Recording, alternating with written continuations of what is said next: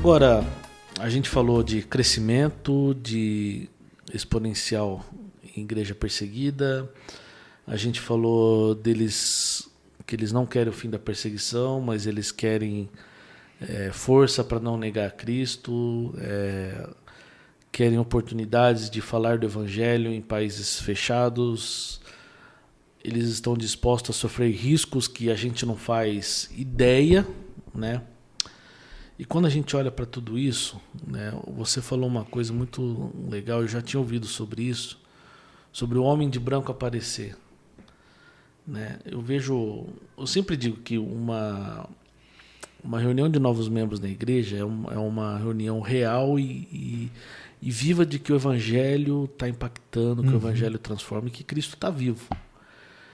Né? E quando a gente vê esses testemunhos na igreja perseguida, onde é mais fechada ainda, você fala assim, Deus está fazendo sua obra no mundo e a gente não faz ideia das coisas que estão acontecendo, né? Para você, quais são os sinais de esperança e crescimento da igreja em meio à perseguição? A esperança que eu vejo assim, olhando para esse cristão, assim, na perseguição oração. Deus responde a oração. Deus ouve a oração do seu povo.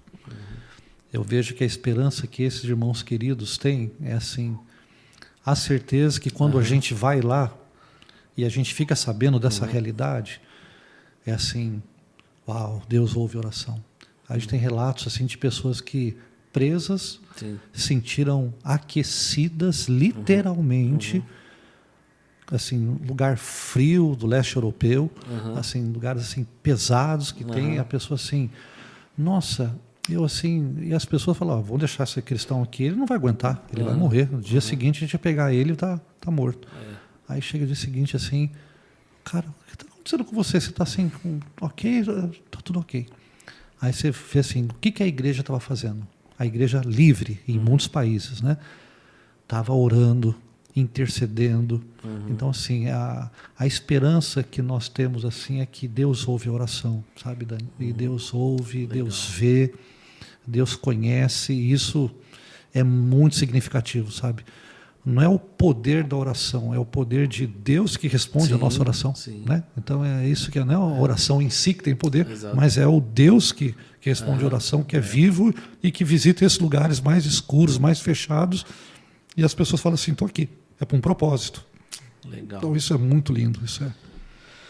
E como a igreja em países livres como o nosso, o que a gente pode aprender com esses cristãos?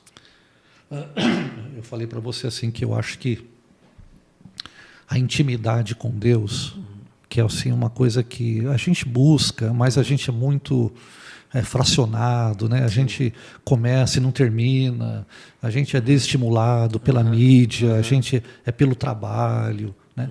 E eles não têm outra coisa a não ser Cristo, a não ser Deus. Então eles buscam isso assim, é a vida deles. Então, assim, Dani, eu vejo assim que um primeiro aprendizado que eu tenho visto assim é a vida que eles têm das disciplinas espirituais, de oração especialmente, assim, é muito rico, assim, você fala assim, meu Deus, essas pessoas... E assim, o olhar deles, o abraço deles, sabe?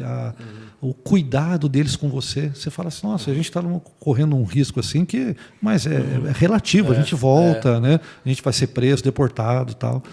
Mas eles não, eles falam assim, não, por você a gente põe assim a nossa mão no fogo.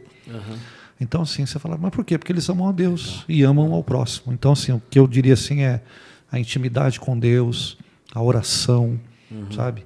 O compromisso, que a gente tem falado muito essa palavra aqui, nós dois, né? O compromisso com a palavra, em memorizar, em discipular, sabe? Então isso assim, você fala, aqui é muito raso ainda. Um nível muito raso. Conhecer mais profundamente a realidade deles te faz valorizar a liberdade que você tem aqui. É que você faz assim, então você tem igrejas que nos chamam, né? Fala, pastor, tem uma igreja aqui. Eu fui esses dias pregar numa igreja aqui em São Paulo, assim, tinham 13 membros. O senhor vem falar aqui? Eu falo, claro. Não é isso, então, não é isso. E outra tem 3 mil membros, ok, mas assim, tem 13, mas pastor, ok, filho, não tem essa questão. o amor deles, assim, você vê o amor de Deus na vida deles, fala assim, gente, eu tenho recurso, Deus deu um carro, Deus deu uma família, ok, igrejas que nos apoiam, pessoas que nos abençoam sempre, e eu falo, por que não?